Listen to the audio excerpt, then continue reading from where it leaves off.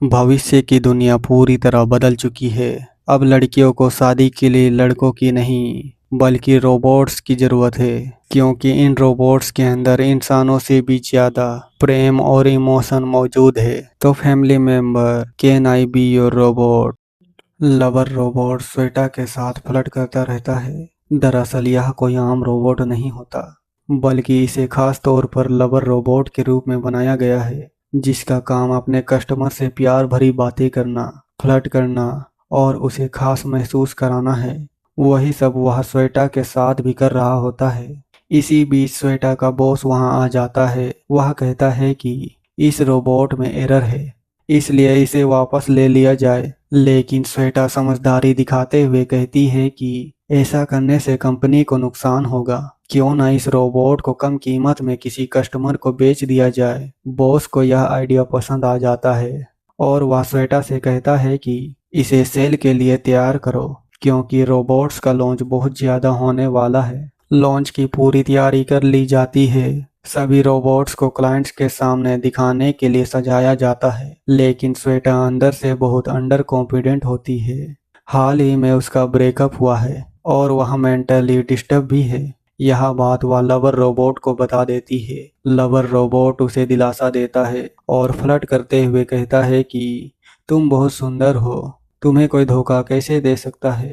तभी वहाँ क्लाइंट आ जाते हैं। श्वेता एक अमीर लेडी को लवर रोबोट दिखाती है। शुरुआत में वह उसे खरीदने में बिल्कुल इंटरेस्ट नहीं लेती, लेकिन लवर रोबोट उसकी तारीफ करने लगता है, उससे फ्लर्ट करता है और धुएं से दिल बनाकर उसकी तरफ फेंकता है।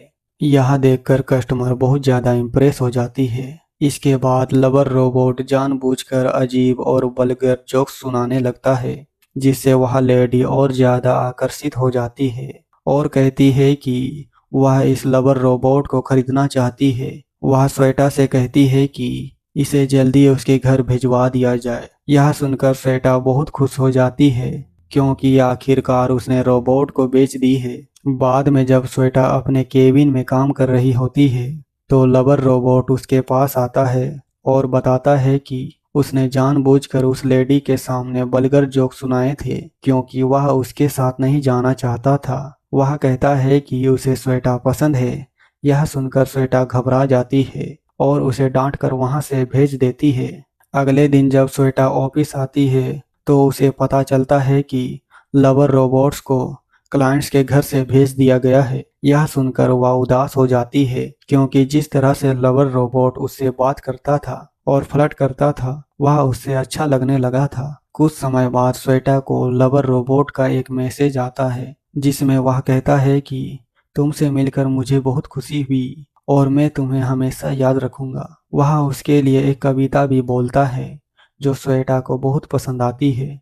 इसके बाद श्वेता उसे मिस करने लगती है। इसी वजह से वह उस लेडी को मैसेज करती है, जिसने लवर रोबोट खरीदा था, और कहती है कि उसे रोबोट को चेक करना है। चेक करने के बहाने वह लवर रोबोट से बातें करती है। लवर रोबोट उसे बताता है कि उसकी नई मालकिन उसे अजीब अजीब कपड़े पहनाती है और अजीब हरकतें करती है। उसका बोलने का तरीका इतना मज़ेदार होता है कि श्वेता को वह और भी पसंद आने लगता है। अगले दिन वह लेडी कंपनी में आ जाती है और बॉस से शिकायत करती है कि लवर रोबोट में बहुत प्रॉब्लम है और वह कंपनी पर केस कर देगी। उसी समय लवर रोबोट भी सबके सामने कह देता है कि वह औरत अजीब है, उसे जानवरों जैसे कपड़े पहनाकर टॉर्चर करती है। गुस्से में आकर वह लेडी सबके सामने लवर रोबोट को थप्पड़ मार देती है। इसके बाद वह बॉस को धमकाती है कि अगर उसके पैसे वापस नहीं किए गए तो वह कंपनी को बर्बाद कर देगी। बॉस डर जाता है और तुरंत पैसे लौटाने की बात मान लेता है।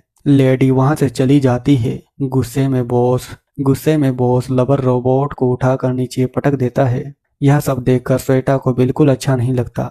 वह बॉस से कहती है कि रोबोट को नुकसान नहीं पहुंचाया जाना चाहिए,